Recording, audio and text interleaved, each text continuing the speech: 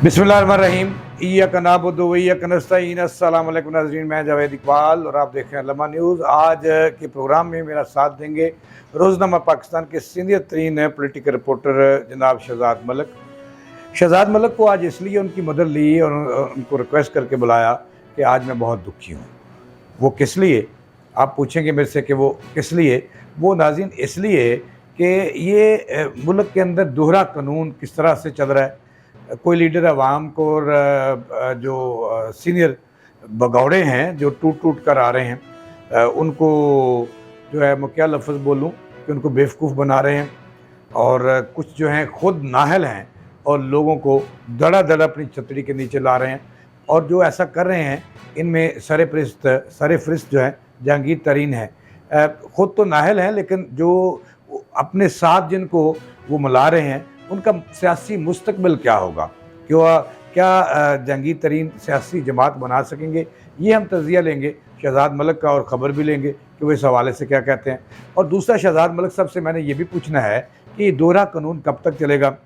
9 मई के रोज़ बड़े बड़े जो बुर्ज थे जिन्होंने ये सारी तखरीबकारी की, ताने बहाने बुने और फ़ौजी तनसीबात पर हमले करवाए, वो तो रिहा हो रहे हैं, या वो पार्टियाँ बदल रहे हैं, या वो सियासत छोड़ रहे हैं, और जो गरीबों के बच्चे हैं वो धड़ाधड़ अंदर गल सड़ रहे हैं। तो ये दोहरा निज़ाम और दोहरा कानून क्यों है, ये कब ख़त्म होगा। और तीसरी बात शहजाद मलिक साहब से ये पूछनी है कि परवेज़ इलाही आज गुजरांवाला में अंदर हुए, वहाँ पे पेश हुए अदालत में, तो उनका मुस्तकबिल क्या है, शाह महमूद कुरैशी का मुस्तकबिल क्या है, जहांगीर तरीन का मुस्तकबिल क्या है, नून लीग का मुस्तकबिल क्या है, आसिफ अली जरदारी और बिलावल भुट्टो का मुस्तकबिल क्या है। इस पर हमने बात करनी है खुल के शहजाद मलिक से। शहजाद मलिक साहब अस्सलाम वालेकुम। वालेकुम अस्सलाम।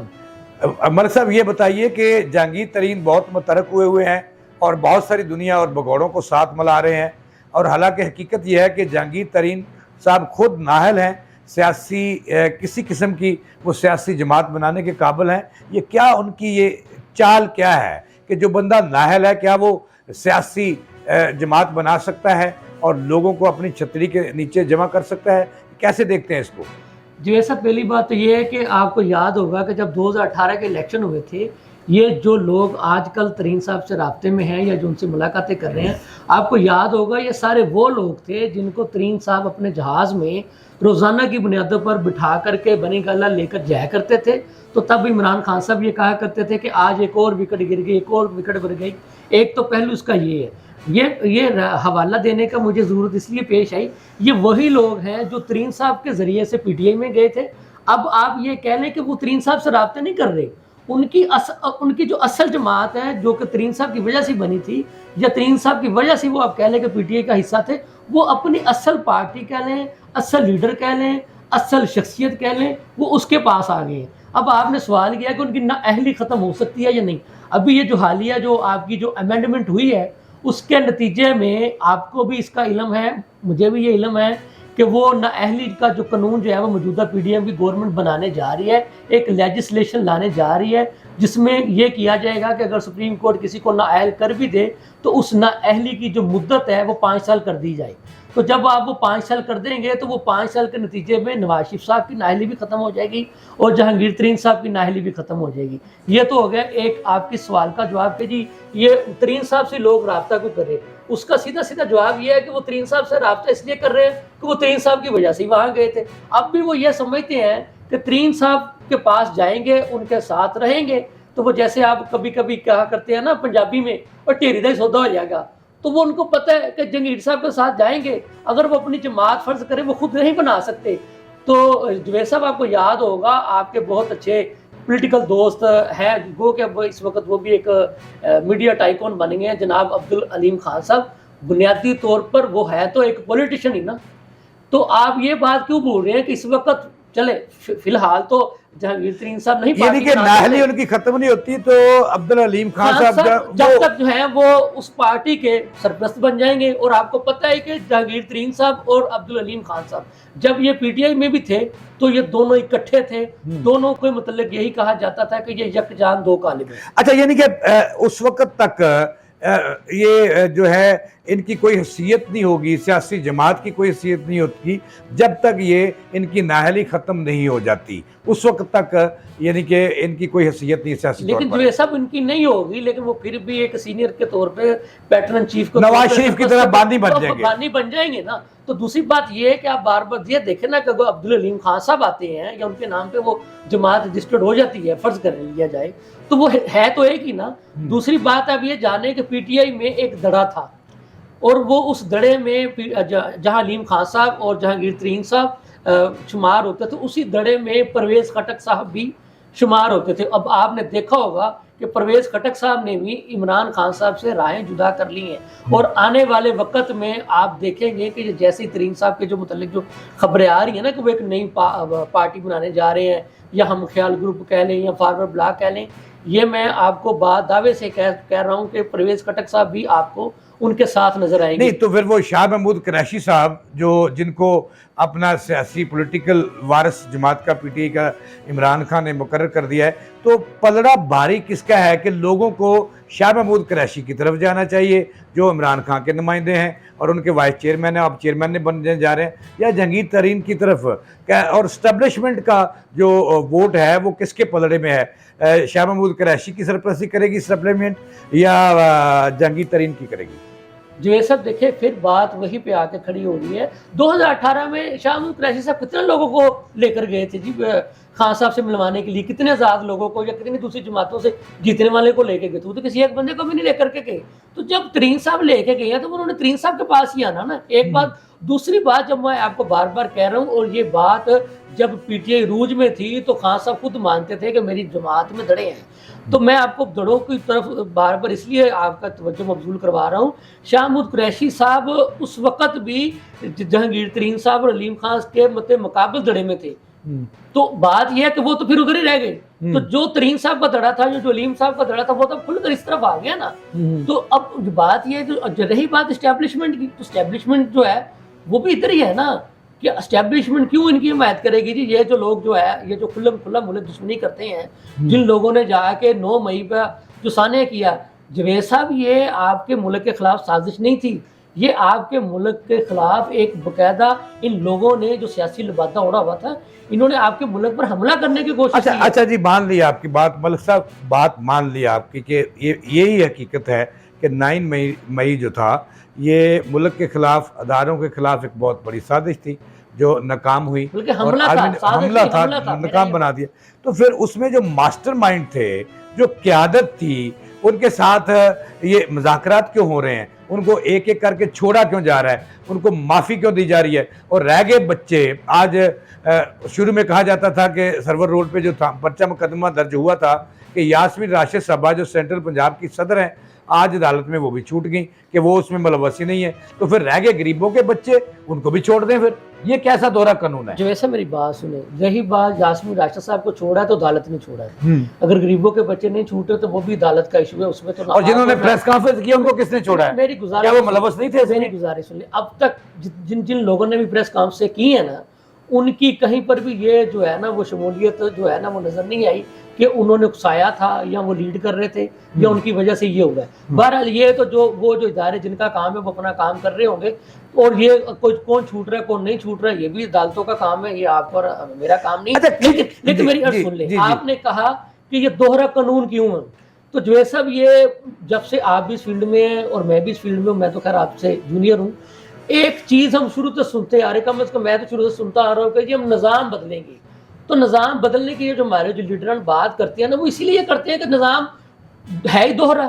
لیکن جو دکھ اور افسوس کی بات ہے نا, یہ نظام بدلنے کی نعرہ تو ضرور لگاتے ہیں, لیکن جب گورنمنٹ میں آتے ہیں نا نظام بدلتے ہی نہیں ہے.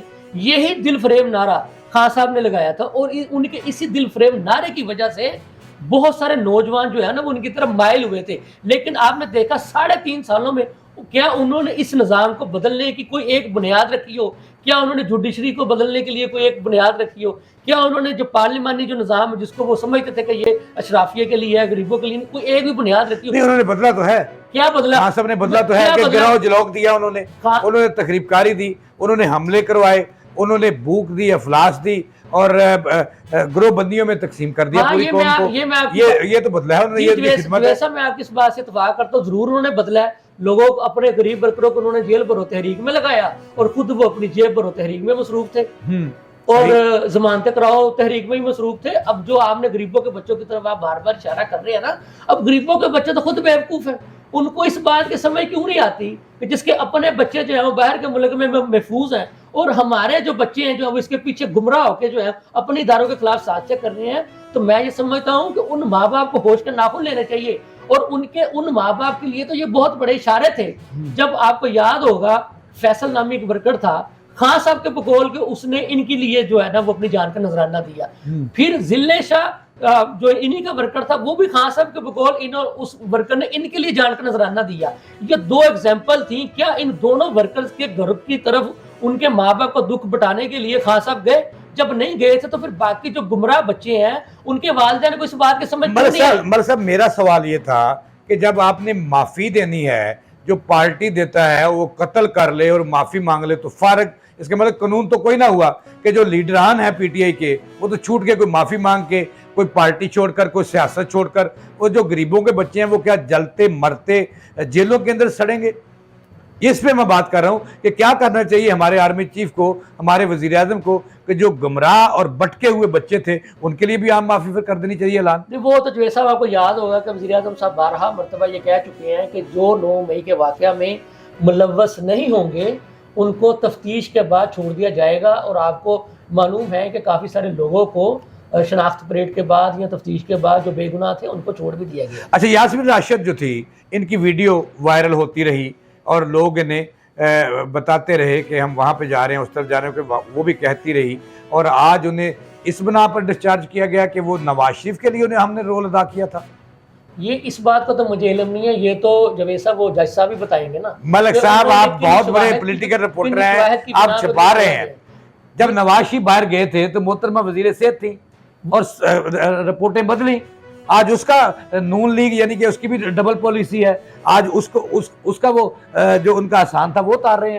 جو ایسا میں پھر بات یا وہ ویڈیو جھوٹی تھی جو وائرل ہوئی کہ وہاں وہ کمانڈ کر رہی تھی, یا کیا ہے یہ سلسلہ؟ میری گزارش سن لینا, میں پھر وہی کہوں گا کہ چلیں اسی طرح سے لے لیتے ہیں کہ نواز شریف صاحب کے بارے میں کہا جاتا ہے کہ وہ 50 روپے کا ایک اسٹامپ جو ہے کہ ایفیڈیوٹ جو ہے وہ جمع کروا کے چلے گئے.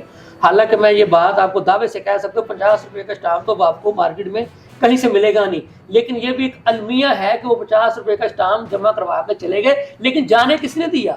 وہ جوید صاحب آپ کی عدالتوں نے جانے دیا نا. اگر آپ یہ کہہ رہے ہیں کہ جی وہ بوگس رپورٹ آپ کی حکومت نے جانے دیا, تو جوید صاحب حکومت خان صاحب کی تھی اس وقت.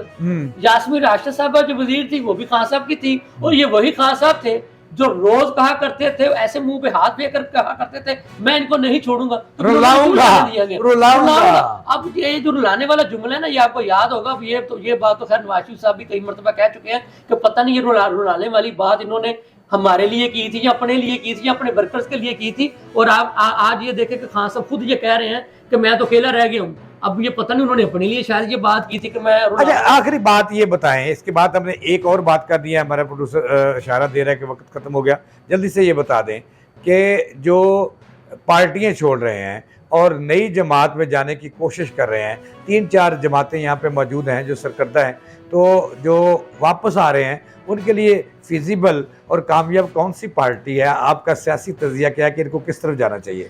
جو ایسا پہلی بات یہ ہے مسلم لیگ نون کے پاس تو ہاؤس فل ہے, انہوں نے اعلان بھی کر دی ہے. پیپلز پارٹی کے پاس چونکہ گنجائش ہے, ان کے پاس سینٹرل پنجاب میں کینڈیڈیٹ پورے نہیں تھے, اب ان کو مل رہے ہیں, یقینی طور پر ان کو ضرورت ہے وہ لیں گے بھی, لیکن وہ بھی ان لوگوں کو لیں گے جو انہوں نے ان کے خلاف باتیں نہیں کی تھی. فار ایگزامپل آپ کو یاد ہے کہ فواد چوہی صاحب یا فردوس عاشق امان صاحبہ یا اس طرح کے جو اور لوگ جو مسلم لیگ نون اور پیپلز پارٹی کے متعلق ان کی لیڈرشپ کے متعلق کھل کر باتیں کرتے ہیں.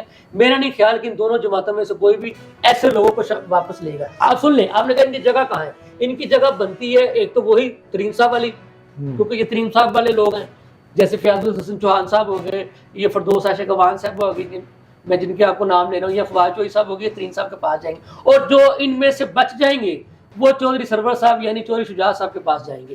یہ ان کا ہے. اور یہ اپنا جوید صاحب آپ کو یاد ہے, آپ مجھ سے زیادہ سینئر ہیں, جب بھی الیکشن کا ماحول ہوتا ہے اس طرح کی پروازیں, اس طرح کے موسمی پرندے کہہ لیں, موسمی پھل کہہ لیں, موسمی سیاستدان کہہ لیں, وہ جماعتیں بدلتے ہی ہوتے ہیں. اور ان کو ہم کبھی الیکٹیبلز کا نام دے دیتے ہیں, کبھی کچھ کہہ دیتے ہیں. اچھا خبر ہے ہمارے پاس یہ کہ جو سابق گورنر ہیں مخدوم احمد مخدوم محمود صاحب جو ہیں, انہوں نے جہانگیر ترین کو ایک مشورہ دے کر ان کے خواب چکنا چور کر دیے ہیں, اور انہوں نے بھی کہا کہ آپ کس حیثیت سے پارٹی بنا رہے ہیں, آپ تو ہیں نااہل. تو ایسی کوئی بات ہے؟ دیکھیں ہو سکتا ہے انہوں نے کہا ہو, کیونکہ وہ آپ کو یاد ہوگا کہ وہ قریبی آپس میں رشتے دار ہیں. لیکن جو یہ سب سیاست ہر بندے کی اپنی اپنی ہوتی ہے. ہمارے پاس بہت سی ایگزامپلز ہیں. محمد زبیر صاحب جو سابق گورنر سندھ ہیں وہ نون لیگ میں ہیں, اسد عمر صاحب پی ٹی آئی میں ہیں. اسی طرح سے جو مفتاح اسماعیل صاحب جو ہیں وہ آپ کو یاد ہے کہ وہ نون لیگ میں ہیں, ان کے بھائی جو عمران اسماعیل صاحب تھے وہ پی ٹی آئی میں ہیں. تو یہ سیاست تو ہر بندے کی اپنی اپنی ہوتی ہے. اچھا آخری بات یہ مجھے بتائیں کہ پرویز الہی کا مستقبل کیا ہے؟ آج وہ گجرانوالہ کی عدالت میں پیش ہوئے, کہا جاتا ہے کہ خود تو ڈوبے صنم, ان کو بھی لے ڈوبیں گے. وہ 5-7 بڑے معروف لاف ہیں, 2-3 صحافی ہیں, وہ اس طرح کے اور بیوروکریٹ ہیں, وہ بھی آئندہ دنوں میں پکڑے جائیں گے. ان کا مستقبل کیا ہے؟ یہ سب آپ کا اشارہ ہے آج کل کے جو پریس کانفرنس کر رہے ہیں ان کی طرف. یہ وزیر داخلہ رانا ثناء اللہ صاحب واضح کر چکے ہیں کہ پرویز الہی صاحب کا کیس اور دوسرے جو آج کل جو پریس کانفرنس کرنے والے لوگ ہیں ان کا کیس انٹائرلی ڈفرینٹ ہے. وزیر داخلہ کا دعویٰ ہے کہ پرویز الہی صاحب کو کرپشن کے الزام میں پکڑا گیا ہے. تو بات یہ ہے کہ وہ اینٹی کرپشن جس کا کام ہے کرپشن کرنے والے لوگوں کو پکڑنا, اسی نے پکڑا ہے. اگر انہوں نے کرپشن کی ہے تو بھی عدالت میں ثابت ہو جائے گی بات, اگر نہیں کی تو بھی عدالت میں بات ثابت ہو جائے گی. بات پھر وہی ہے, یہ فیصلہ چیف صاحب نہ آپ نے کرنا ہے نہ میں نے کرنا ہے, یہ فیصلہ ہماری عدالتوں نے کرنا ہے. شواہد کی بنا پہ اطلاع ہے کہ پنکی پیرنی صاحبہ جو ہیں وہ چھوڑ رہی ہیں عمران خان کو. دیکھیں یہ وقت کے ساتھ ساتھ جو ہے وہ چیزیں سامنے آ جائیں گی. اب تو خان صاحب نے خود کہنا نہیں شروع کر دیا ہے, میرے ساتھوں کو بندہ ہی کوئی نہیں رہا, میں کس کو فون کروں, کس کے ساتھ رابطہ کروں, کس کے ساتھ مشورہ کروں. ابھی تو جو بظاہر نظر آ رہا ہے وہ دونوں ہی رہ گئے ہیں. جی ناظرین, یہ تھا آج کا پروگرام. میرے ساتھ شہزاد ملک صاحب موجود تھے.